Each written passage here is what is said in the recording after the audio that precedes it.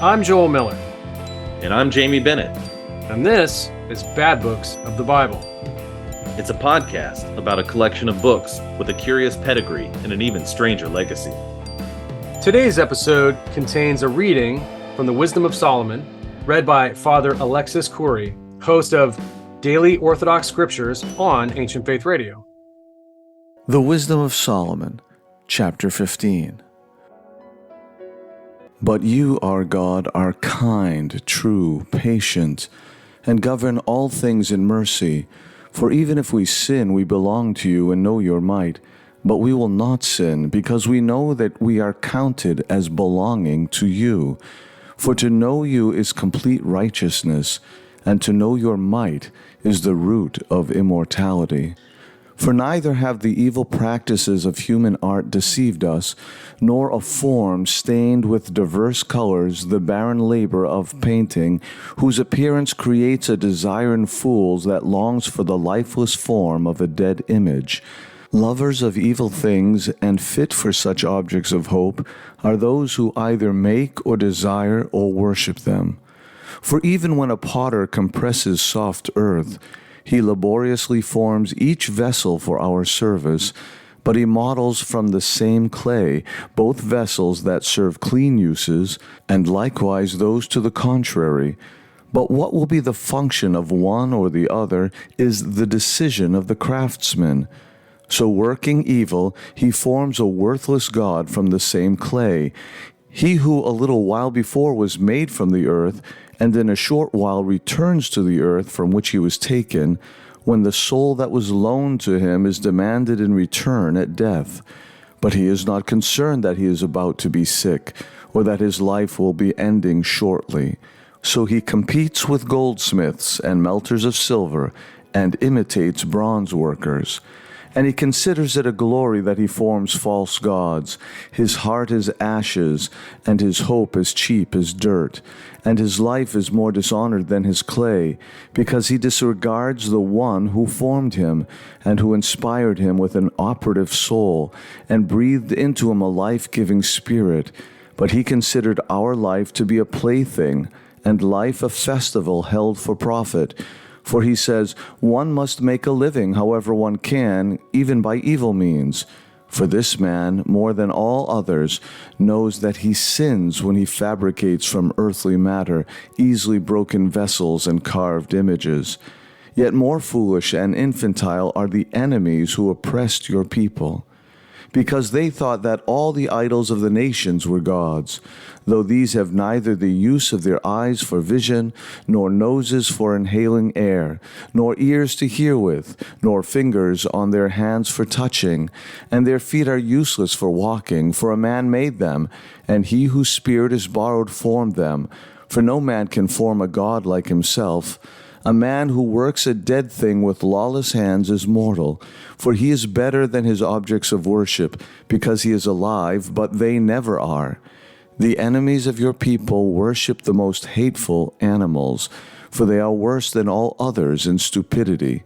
Not even as animals are they so beautiful in appearance that one would desire them, but they escaped both the praise of God and his blessing. The Wisdom of Solomon, Chapter 16. Therefore they were worthily punished through creatures like these, and were tormented through a multitude of wild animals. Instead of such punishment, you showed kindness to your people, and prepared quails as food with a delicious taste to satisfy their hunger, that those men, when they desired food, might turn away their necessary hunger because of the ugly look of the creatures sent upon them, while your people, being in need for a brief period, might partake of food with a delicious taste. For it was necessary for those enemies that unavoidable need come upon them and tyrannize them, while to your people it was only shown how their enemies were being tormented. For even when the terrible rage of wild animals came upon your people, and they were being destroyed by the bites of twisting serpents, your wrath did not continue to the end. They were troubled for a short while as a warning, and received a pledge of salvation. in remembrance of your law's command. For the one who turned to it was saved, not by what he saw, but by you, the Savior of all. So in this you persuaded our enemies, that you are the one who saves from every evil. For the bites of locusts and flies killed them, and no healing was found for their life, because they deserve to be punished by such things.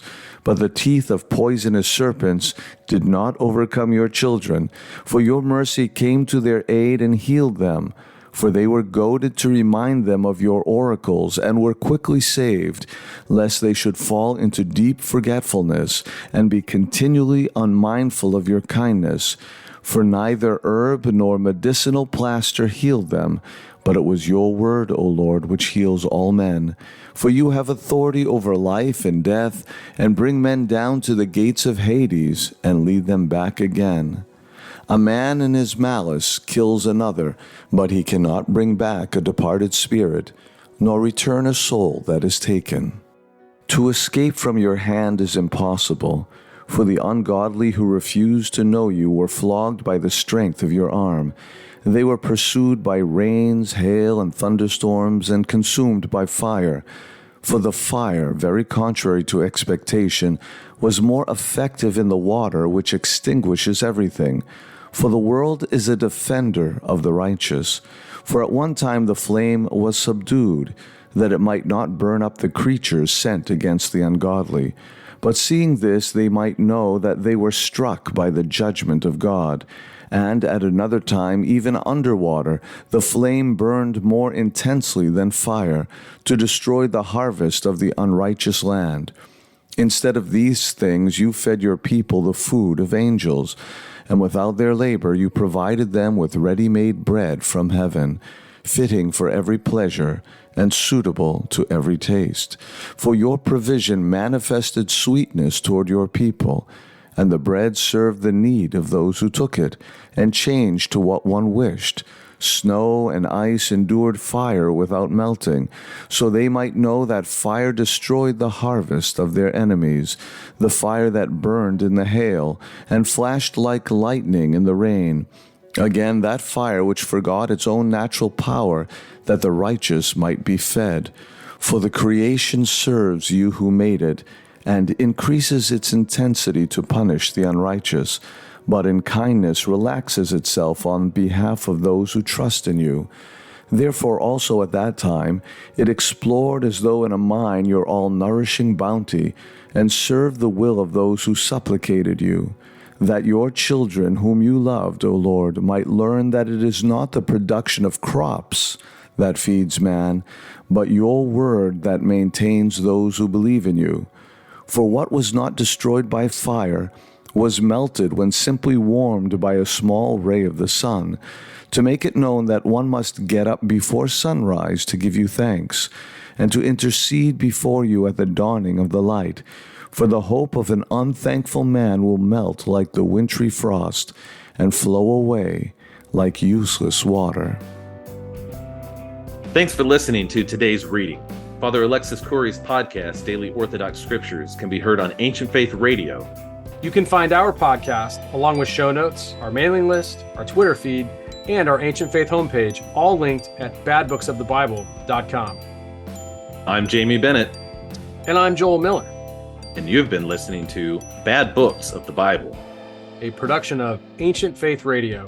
Tune in next time to listen in on our conversation about this very passage.